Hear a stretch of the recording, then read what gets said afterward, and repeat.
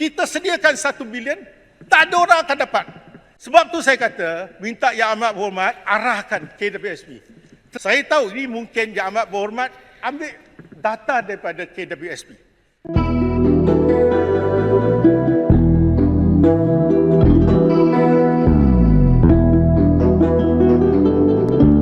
Kepada ahli yang berumur antara 40 hingga 54 tahun dengan simpanan KWSP kurang RM10,000 dalam akaun satu mereka, kerajaan bersetuju untuk membantu mereka dengan caruman simpanan KWSP akaun satu sebanyak RM500. Ini adalah laporan kewangan berakhir 31 Disember 2021, iaitu this is the most latest available report by EPF. Saya lihat sesuatu perkara data yang diberi itu kelihatan amat menakjubkan. Merujuk kepada laporan tahunan KWSP 2021 menjelang 31 Disember 2021, KWSP mempunyai kira-kira 1,735,453 ahli berumur antara 41 hingga 55 tahun. Kohort-kohort umur 41 hingga 55 tahun ini ikut laporan ditulis.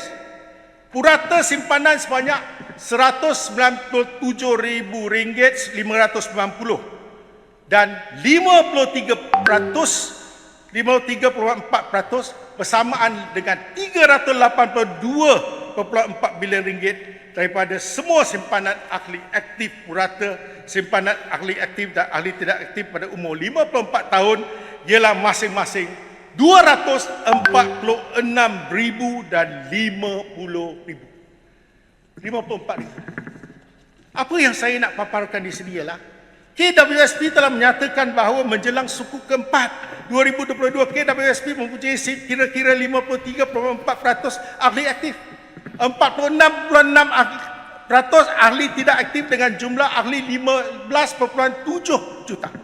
Maka kohort pencarum umur 41 hingga 55 tahun ini mempunyai simpanan KWSP yang paling tinggi dengan merangkumi 53.4% daripada jumlah simpanan KWSP oleh kesemua ahli.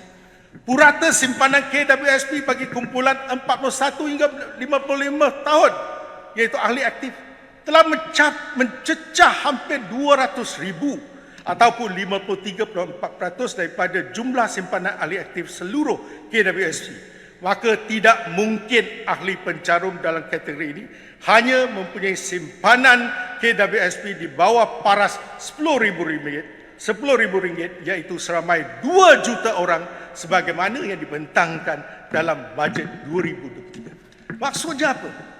Laporan yang dikeluarkan oleh EPF, puratanya untuk ahli aktif 246,000, yang tidak aktif pun 54,000. Mana nak cari mereka yang hanya simpanan tak sampai 10,000? Kalau ada pun, saya tak nafikan. Tak mungkin keseluruhan kohort yang hanya 1.96 juta, semua ni kurang daripada RM10,000. Maksudnya apa? Dalam konteks ini, kita sediakan 1 bilion, tak ada orang akan dapat. Kalau ada pun yang sikit-sikit. Saya nak bertanya, kita nak jaga ahli aktif atau ahli tidak aktif? Saya beri contoh. Seorang yang bekerja, kalau apa konsepnya? 40 umur dia sampai 54. Bermakna seseorang tu telah bekerja purata 20 tahun. Kalau purata 20 tahun, untuk 20 tahun ini, dia mengambil gaji bulanan RM1,000. Mengikut akta KWSP, seseorang tu kena mencarum 24%, di mana 11% daripada pekerja majikan 23%. RM240 kali 12, RM3,000 setahun. RM3,000 setahun. Kalau dah bekerja 20 tahun, sudah menjangkau RM60,000. Ini bermaksud, kita kalau bagikan pada dua akaun number 1, number 2, 42,000 and 80,000. Takkanlah Aisina, Aicitra, Aisurya dengan pengeluaran khas ni boleh keluar 42,000. Impossible. Kalau ya pun, takkan keseluruhan kohort 1.96 juta itu keluarkan semua. Jadi maksud saya, apa yang sediakan 1 bilion ringgit itu, ia tak boleh dibagi pada siapa. Kalau ada pun sedikit. Kedua, persoalannya, kalau kita bagi ahli aktif, betul lah. Dia kerja 20 tahun, dia masih lagi menerima gaji, kita patut bantu kalau dia miskin. Apa sebabnya kita nak bantu ahli yang tak aktif? Macam yang berhormat, mungkin dia bekerja pada usia 18 sampai 23 tahun, dia punya KWSP tak sampai RM9,000. Kalau bila dah umur 40, dia jadi ahli tak aktif, dia tak mencarum lagi. Takkanlah kumpulan ini kita nak bantu? Inilah yang dikatakan golongan yang bersasar. Jadi persoalan saya kepada Yang Berhormat, saya tahu ini mungkin Yang Amat Berhormat ambil data daripada KWSP. Saya tak pernah meragui data KWSP dengan Bank Negara Malaysia. Sebab tu saya tengok bulat-bulat. Tapi saya tak tahu, saya dah 3 hari pening kepala nak tengok macam mana saya nak yakinkan orang yang RM500 itu dapat diberi kepada 2 juta pencarum, sedangkan data ini kata 1.96 keseluruhan kohort berumur 40 hingga 54. Ini pertanyaannya. Jadi saya rasa kena semak dengan EPF. Betul kalau laporan mereka buat ni betul? Ataupun dibekalkan kepada Perdana Menteri berdasarkan apa yang mereka rasa betul? Dan saya tengok, kalau kes saya kata tadi, RM1,000 cukup. RM1,000 kalau kerja 20 tahun, orang tu tak ada RM10,000, bermaksud negara ini bukan middle income trap. Ini low, very super low income trap. Dan tak akan menotakkan masalah kemiskinan tegar. Kerana mereka yang bekerja 20 tahun pun tak ada RM10,000 dalamnya. Selepas mereka bersara, mereka dapat berapa ringgit? 1 tahun baru dapat RM500. 1 hari berapa? Bermaksud mereka tidak ada simpanan. Ini kerana RM10,000 ni, kalau untuk simpanan tua 20 tahun, 1 tahun baru RM500. Sehari, 1 tahun 365 hari, 1 hari cuma ada RM1.30. Ini jadi satu isu besar. Sebab tu saya kata, minta Yang Amat Berhormat arahkan KWSP. Terangkan kenapa data ini bercelaru.